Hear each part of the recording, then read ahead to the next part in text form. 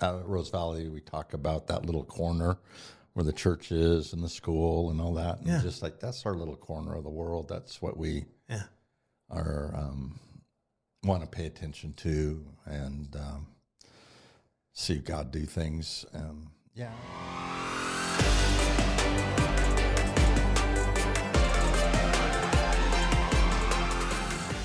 Well, my friend, it has been a year since we sat down and talked. In that last year, well, when we started a year ago, our conversation was like, so Jeff, you're at the end of your tenure as a minister, and what are you thinking about next? And you're working with Community Home Health and Hospice and kind of thinking about retirement, and actually did retire.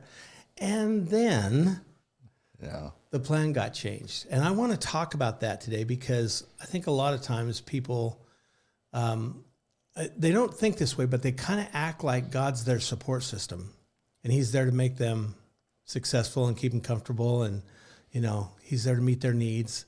And the reality is he really is in charge. And I think that now. I think at times like this, we can kind of reflect on the fact that he really thinks he's Lord, you know, and he acts like it. Yeah. So you were going a certain direction, and then things changed. So this is Jeff Dumke. Jeff and I have been in relationship a long time. We actually started pastoring about the same time. Yeah. And we found something in common because we both came from a non-traditional route to get to ministry. You were an attorney in Southern Oregon. I was a respiratory therapist in Longview, and we both ended up with churches that we watched over and cared for and served. And you did that for a long time. And then things changed, and you were ready to kind of like step away from everything. And how would you explain what happened? Well, I mean, more on a personal level. What happened? Well, you know, I was 65 and planning on retiring, and stopped working for Community Home Health and Hospice basically when I turned 65, which was a year ago, May. Yeah. And because of the transitions at the hospice and you know, being able to get Medicare insurance and all that kind of stuff, it was like the perfect time. And I had looked forward to retirement, I'd say, and not that I had specific plans exactly. I did have some interests more overseas than locally in terms of just some ministries and stuff I was part of. And so anyways, retired in May. And then over the course of the summer, culminating, I think, in September, the church that I did pastor for about 20 years, Rose Valley Friends Church, and I'd been gone about 15, reached out to me with the idea of coming back. And a bit to my surprise, I really didn't hesitate in terms of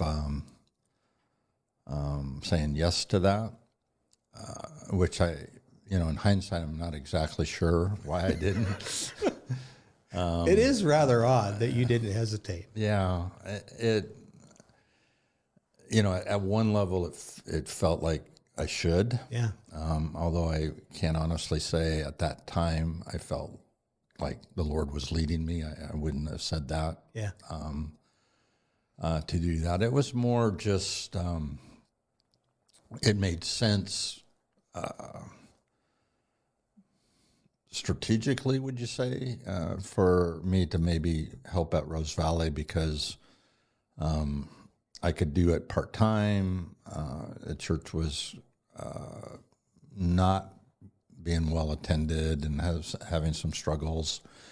And so, you know, I could fill that pastoral role with it being a little more comfortable for them Well, not only financially. that, you know that you're a stabilizing influence. Just your personality, the way that you look at ministry, you don't go stirring up trouble. No, you tend to bring peace and rest and not comfortability, because you challenge people, especially in the area of missions, a lot. but you don't tend to cause conflict. No, I don't. Yeah. And, that's what they need. They needed somebody to come in and kind of settle things down. Yeah. So anyways, I came there, and, a lot of familiar faces, people that I really, really respected. My family grew up at Rose Valley. Yeah. My 6 children, and so their extended family were a lot of these people, that cared for us, and so a lot of affection on my part for just the folks there. And so, anyway, so that was the yes to it, and then coming back, there's.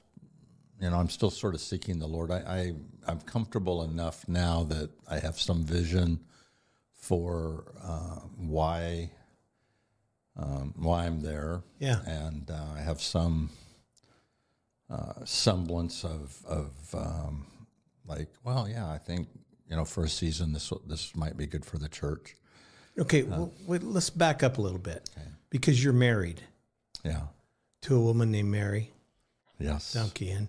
And so when you say, I made this decision and I felt good about, how did she feel about all this? Because you guys don't do anything that you're not together on. True. Yeah. And so how did she respond when the whole idea was first presented? Well, yeah, we talked about it, of course. Yeah. I didn't say yes, and oh, honey, guess what I decided? No, that's not going to fly. No, I didn't fly, no. So we had talked about it, and I would say initially,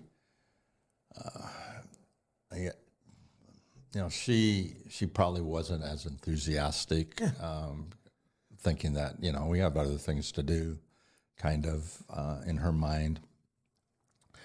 But she's faithful, and so the fact that we had some sense that the Lord was wanting us to do it kept us in agreement. And she trusts you. She does, yeah. I mean, you guys have made some pretty bold decisions over the years. You've adopted 3 kids. That was a big decision for you to make, and it was a lot of work. Pastoring's a lot of work. Yeah. Community Home Health and Hospice was kind of like a break for her. she had a little more of you to herself. And now she's about ready to hand you back over to a congregation. Yeah. Well, it's not like she likes to hang out with me all that much anyways. So, but we've done, ministry in that sense, our whole adult lives, really, trying to advance the kingdom, trying to figure out what God wants and do our part in it. So, in some ways, it's more familiar for both of us than whatever retirement would have been. Yeah, for sure. At least we sort of know these, avenues of life a little bit and the routines of that. So, but it is different when, you're 65 as opposed to 25 and starting out. Oh yeah. And so when you're going down this road, going back, was there, and I'm not trying to put anything out for you to grab a hold of, Jeff, necessarily, but was there any sense that there was unfinished business for you personally there? Because that was my first thought. I thought, I wonder if Jeff feels like the Lord's bringing me back there because there's some things that he still wants me to do in that congregation. I didn't have that sense at all at the beginning of things. And I'm not sure if there's anything exactly there, at least for me. Yeah. It's perhaps true that for some of the congregation, there was some things to, just kind of come full circle on, when you leave a pastorate, you leave a lot of friendships behind. Yeah. And that's that's a painful reality of ministry is, in some ways you have to do that for the sake of whoever's following you. Right. And so that did happen, leaving there years ago, dear friends were, you just stop hanging out with them. Right. Maybe you run across each other occasionally, but you avoid basically, continuing in any kind of like time-consuming relationship. Right. And so, there may have been some of that. I mean, I certainly had and Mary had our grief about all of that. Yeah. As they were, again, our family was, this was our That was your home church for family. 20 years. And just all those years where your kids are growing up. And as you mentioned, we adopted the 3 kids. And so that gave us 6. And they were all interspersed age-wise and all close in age. And, the church blessed us back in those days with, like remodeling our house, huge expense to accommodate the kids. And then supporting, we had some very chaotic times and all of that. With trying to merge blended family, so to speak, and just the blessing of having that set of folks around for all of that was wonderful. So there was grief. What a blessing. It was amazing. What was it like when you walked back into your old office? Well, I'm not in my old office, for one. There you go. Yeah, I'm in a slightly different office. Yeah. And I don't know. I've never really cared that much about offices. You're not much of a person that's going to stay locked in there. Yeah. When you came back, what was the one thing, what was the job description you felt like the Lord gave you for the congregation? Not necessarily what they wanted or what they needed, but what was the Lord telling you that he wanted you to do? And probably still wants you to do. Yeah. Well, I think fundamentally it is try to establish some sort of succession and transition into a younger generation. Yeah. That's strong. And, sort of hand that off, basically, however that would look. And so, I mean, that's the mandate in a sense. It's logical, frankly. The church is, I'm 65 and I'm on the younger side of probably half the congregation is, 75, 80 years old. Many of the long time committed people are in their 70s and 80s. And, so that has all the challenges of life at that age, caring for 6 spouses, own health issues, all of that.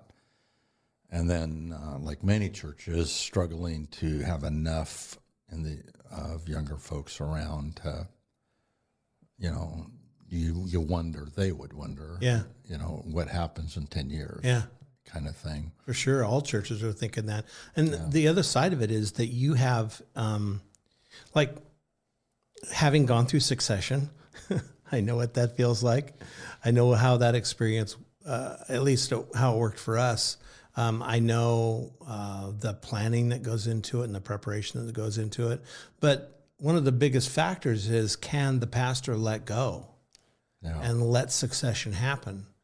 The beauty about this, Jeff, is that isn't a struggle for you. No, that's not. You're not holding on to anything. You're actually there to prepare them for what's next, which is, I can't think of a bigger blessing for that congregation than having somebody at the helm who cares mostly about where they're going next without you. Yeah, that's true. I mean, if we had, found the leadership or whatever, God raises up the leadership, I mean, I'm happy to take a back seat at this point. Yeah. Just because because I am kind of retired and and churches generally need to figure out a way to move into the future with different eyes, different ways of saying things. I don't know if this is you. You've always been more forward thinking than most pastors I know, but I find myself now, talking about the old stories and if I'm sitting down with a group of people and we have history, it's all about what we did, and I'm trying to understand that it's fun to do that with people you've known a long time, but it's of no real value to the kingdom of God. No, for that's a good way to put it. Whatever happened might have been wonderful and great, and honoring, and every once in a while we can just thank the Lord for whatever that was, but it's irrelevant to future, and it's irrelevant to whoever the Lord might bring that doesn't share any of that generational history. It's like I have found I guess it's old timer disease. I'll sit around with some newer people sometimes and try to fill them in on the great, this happened and that how happened, it used to be, and God did this amazing thing, and it's all amazing, and they kind of go, yeah, that was pretty amazing, but basically the eyes are glazed over. And one of the interesting facts is when the Lord gave a description of how He wanted the temple built, there was no trophy case in it. It was absent of any kind of relic that would pull you back to the past. He wanted to be present, and that was pretty obvious. Yeah. And I think He still wants to be present in the church. Yeah. I mean, He wants the biggest distraction to be the fact that the Lord is in the place. Yeah. And we can get busy with all kinds of other stuff. Yeah. But one of the things I think is interesting, I don't know if you've had this experience, but I think once you get to about 65, it's like you don't have anything to prove anymore. Like all that stuff that I did back in my 40s and early 50s to try to change the world and, advance the kingdom. It's like, I think I'd rather do what you want to do, Lord, than what I want to do now. Yeah. Well, and so you just settle down. Is that the same with you? Yeah. Are you feeling a little bit of that? Yeah, I'm pretty much at peace with like a small little, out at Rose Valley, we talk about that little corner where the church is and the school and all that. And just like, that's our little corner of the world. That's what we are, want to pay attention to and see God do things. I don't have much ambition to do, I don't know what exactly. And like your experience. I'm not saying I don't want God to change the world, but I'll go with Him and be part of it. But I don't feel like it's my responsibility to initiate what He should do. No, I mean, probably at our age, like you mentioned, is having spent quite a bit of time trying to convince God of various scenarios and plans and purposes. He just thinks He's right. Yeah. And He kind of decides. And wouldn't it be cool to see a next generation leader in your midst that was like ready to do anything God wanted him to do? Yeah. I mean, that would be the coolest thing, to be in the midst of a change, a transition that didn't involve you, but you could celebrate what God was doing in somebody younger. Yeah. Well, and it will have to be that, God will have to raise up and put in people. It's not something that I think a pastor can there's not like a mantle that here, this is what I have and now you have it. Yeah. It's like God places something in other people, and maybe, as been around in ministry a while, I can refine and enhance and encourage that, but doesn't come from the pastor to somebody. Yeah. It's going to come from the Lord to somebody or somebody's. And well, as you look back over the last 30 years, Jeff, too, there's some things that you did that impacted the people around you in a pretty dramatic way. And same with me, you know, like there are some things that you end up doing as you walk with God because of his influence over your life that had they not been done, there would have been something missing. And that's just the coolest thing to think. There was some real purpose in what I've done in the last 30 years, but that doesn't guarantee anything for the next 30 years for the body of Christ. Yeah. It's somebody else's turn to have fun in the kingdom, to enjoy the kingdom of God. And I think we had a lot of fun. Yeah, we did. Yeah. There was a lot of fruit, you know, but again, it's, you know, that's past, it's present forward, you know, is where the Lord, and it's different times, you know, and some of that, you know, again, my stage of life is not as easily navigated for, you know, for what the future might look like and how ministry might happen. So, you know, it takes fresh eyes, you know. God is doing a new thing. Yeah, he is. And it is hard to put new wine in an old wineskin. Yeah. Well, it's not, actually, it's not hard. It's impossible. Yeah. But we keep trying. We do. We're diligent to keep trying to put that thing together. As you look at that congregation, which you have had a servant's heart for over 30 years, what kind of a leader do you hope they have in the future? Have you thought about that at all? Oh, gosh, that's a question. I'm not sure what I would say about that. Oh, man. I don't know exactly. I got to think of that a little bit. You know, for me, a value that I really cherish is what I would call servant leadership. Yeah. You know, and I think that's in that congregation, probably in every congregation, but in that one, that's a much more effective scenario than someone with credentials or given authority. You know, it's like people will follow, but they'll follow a servant more than they will a celebrity or a manager or, you know, here, let's, you know, you should do this or you should do that.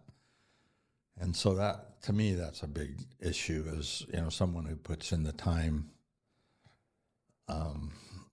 you know, vacuuming the carpet as much as coming up with a plan for something. Yeah. And helping, you know, I just respect that kind of picture a lot more, you know, when people, that Rose Valley would be a good example, you know, busy, complicated lives. They give some of their time to the church.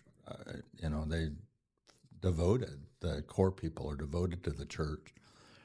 But, you know, but that's in addition to all these other parts of their life, and to come together and to do just the practical things of ministry. Yeah. And people more and more want to become part of a church family.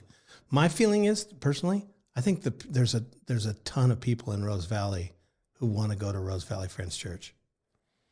They're just trying to figure out how to get there and why to get there and what they're going to do when they get there. But I think that valley is full of people who want to go to church there. Yeah. Yeah, I think that's right. You know, I think there's... you know, it is kind of a unique little spot in the world, and you know, that the community out there has grown. It's the only church, you know, for between Kalama and Kelso, basically, and with their, you know, the basketball and the child care and all these little parts and pieces that are really blessed people. Yeah, it's. You know, I think there are warm feelings.